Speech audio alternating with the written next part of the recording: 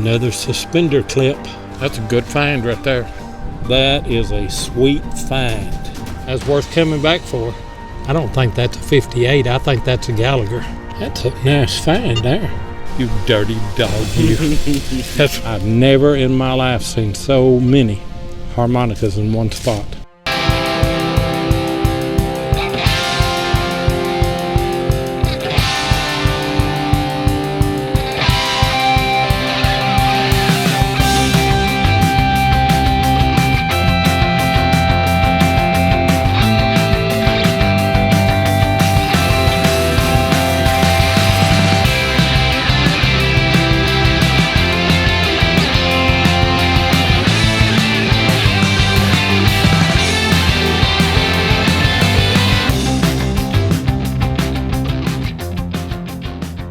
We're back up here where we left off last week. I had a signal under this root right here, and me and Jeff both left the house without our lashes. And I worked at this, but there was no way I could get in there. But I had a good 75 to 76. So I chopped all these roots out, and check it out. Nice little silver-plated buckle. That's worth coming back for. Jeff found his 58 in that direction right there the other day, and we've moved on. I guess this is going to be to the east, isn't it? Mm-hmm. To the east of that. This is all solid rock, but I got a screaming signal right here, and I don't think that's a 58. I think that's a Gallagher. I sure believe it is a Gallagher.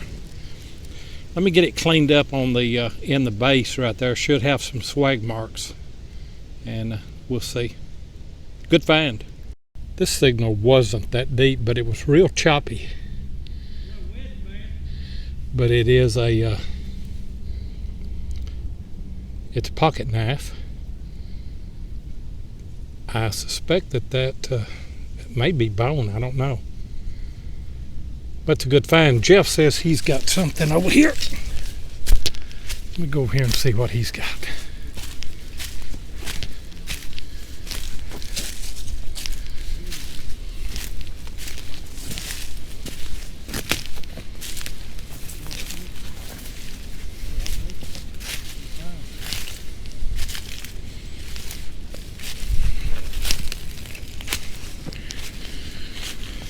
Nice little wedding band, looks like.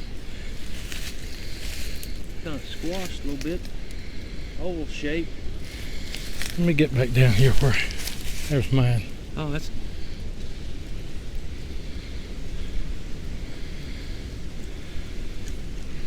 that's what you got. Brass wedding ring. You know, I have found one of those at almost every house that I've worked. That's a great find. That's a nice one. Well, right here's something that I wasn't expecting to find. Up here on Harmonica Hill. It's another harmonica reed. That's full reed right there. I've never in my life seen so many harmonicas in one spot. I know I'm going to get wind noise. There's no way to keep from it. But I've got another spoon handle right here. Probably won't get any markings off of that. It would have been on down here. Good find though. Jeff's got something down here, he said. Hollered for me to come down. whatever it is, it's homemade. I don't know if they're doing Homemade.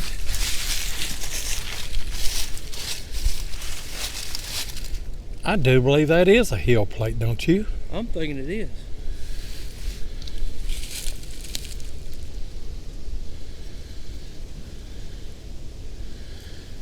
I sure do.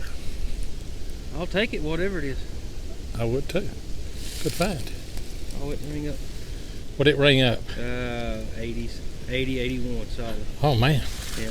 Still up here in this same old spot, and I've got another harmonica reed off a Harmonica Hill here. trying to get out of the wind the best we can. Jeff's found a nice little buckle here. Down there on my glove. Beautiful. Turn him over where we can see the points on the other side. Look at that. You dirty dog, you. That's what I want so bad on this site. It's one of them. Great find. Thank you. Now that one there is old. It's part of a pewter spoon bowl. Rang up pretty nasty. Handle would have been out here, rest of the bowl up here. That's a good old find right there. Jeff has found a real nice lantern piece. We were able, and I can almost see that right there. It is the, let's see if I can turn it right here. E. Miller and Company, Meriden, Connecticut. It was in the late 1800s. They manufactured Rochester lamps. We were able to Google that here in the field. That's modern technology right there for you, yeah, son. it is. I tell you, whenever you can look them up. I've been going through and turning over the logs, and then that was my first signal under that log. This is one of the smallest, I think, a garter belt clip that I've ever found. It's all brass. Found a little brass tack just up the hill from this. Didn't film it. That's a good find right there. I want to do a shout out today to my buddy History Hound Detecting. You see his channel there on your screen. You're going to like this channel. He not only makes some good videos and makes some good finds, he includes some history in his videos. I like that. So check him out, History Hound Detecting.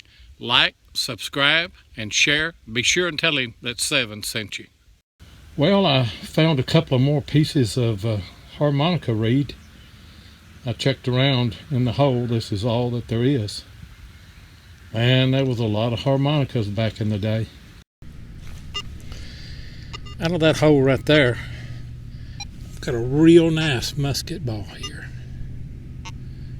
It's in good shape. I can't tell if it's been fired or whether it's a drop. And it looks like a 44 caliber. That's a good find here at this site. I'll put that in my pocket. Out of that hole right there, I've got part of what looks to me like a pocket watch. It's got a lot of decoration here on the back. I can't tell what all is on it, but get it in cleaned up. That's a nice find there. Still amazes me how many harmonica reeds that you find around these old house sites. Out of that hole right there, I got a screaming signal, an 80, and it's a brass buckle. Not sure how old it is, but still a good find. Not a very deep hole right there. And got a red diamond button. It's probably off a pair of overalls. Not a bad find. I've already got this one out and brushed it off. It is a suspender clip, but it has the block in the bottom of it. This piece slides into it. You can see there. I never have found one of those blocks. If I have, I thought it was trash and threw it away. If I turn that upside down, I doubt that you can see it. It has patent, and I don't think it has a date. I think it has a patent number. Anyway, I'll get it home and get it cleaned up. Another suspender clip.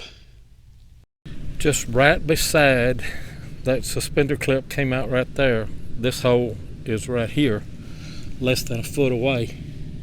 Check it out. I've got a clover heel plate. It's probably off of a lady's shoe. That's been on my bucket list. It's one of those kind of heel plates. That is a sweet find. I